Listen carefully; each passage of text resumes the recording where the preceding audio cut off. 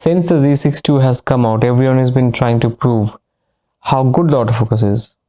Since the Z6 has come out, everyone has been trying to prove, that the Nikon's don't autofocus that well at all. In fact, to me, it suddenly looked like as if people has completely forgotten how to focus and use the cameras, use their minds and use their fingers and hands.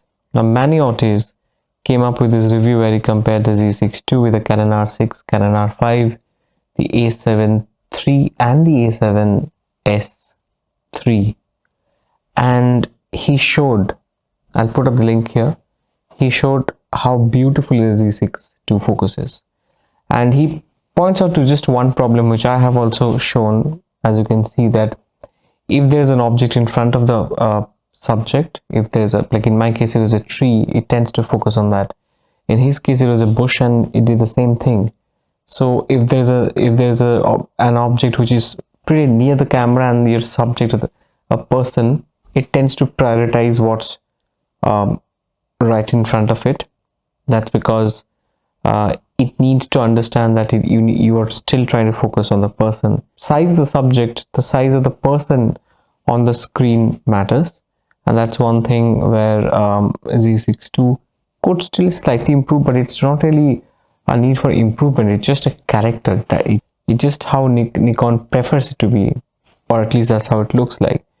And Manny goes on to say that you can easily use the tracker for that, and I've been using the tracker on the Z6 for a year now, since I bought the Z6. The point is, I think we can all safely say the conversation on autofocus and the doubts about autofocus is not enough reason to shun the Nikon and continue the bashing of Nikon. The question is, what now? Will we now talk about the build quality? These cameras are built solid, fully magnesium alloy. It's not built like an R6, which is mostly plastic on the outer body. These cameras are superlative weather sealing. I'll put a link up here again that shows that these cameras work in extreme conditions. Z6 could work down to minus 40 degrees Celsius. That's incredible. Are we going to talk about ergonomics that makes the whole experience of using a camera fantastic? Are we going to talk about a menu system that makes you super fast when you're shooting and trying to change settings and maneuver the camera? That's the importance of the menu system, really, in the hands of a photographer. Are we going to talk about file quality and high dynamic range and how they kind of suck in the many other cameras, including Fuji? The raw files don't even properly work in Lightroom. There's no excuse for that, sorry. Are you going to talk about superlative high IS and low light performance? Are you going to talk about, finally, image quality, colors and skin tones?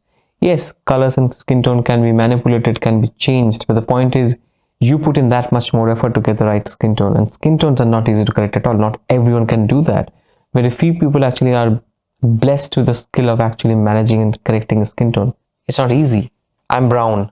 There are someone who's from China who is probably of a different color skin tone. Everyone has different skin tones. It's very difficult to color grade and edit and get the right skin tone unless your camera doesn't help you. Very importantly, how long will we ignore the innovations that Nikon has packed in its fantastic 1.8 lenses and the Z mount in itself? The fact that none of those lenses actually focus breathe, and I think there's only one lens that focus breathe. I can't remember which one.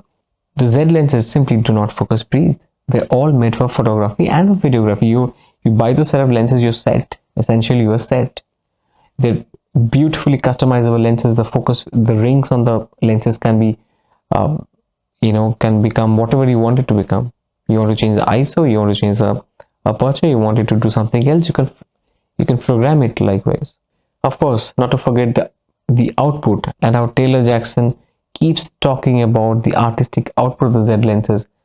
And I can tell you, the way the shadow to highlight transitions, shadow to light transitions are reproduced by these lenses is unmatched. And finally, what about the price versus value? Look at the pricing of the Z50, the Z6, the Z6II, the Z5, the Z7, the Z7II now.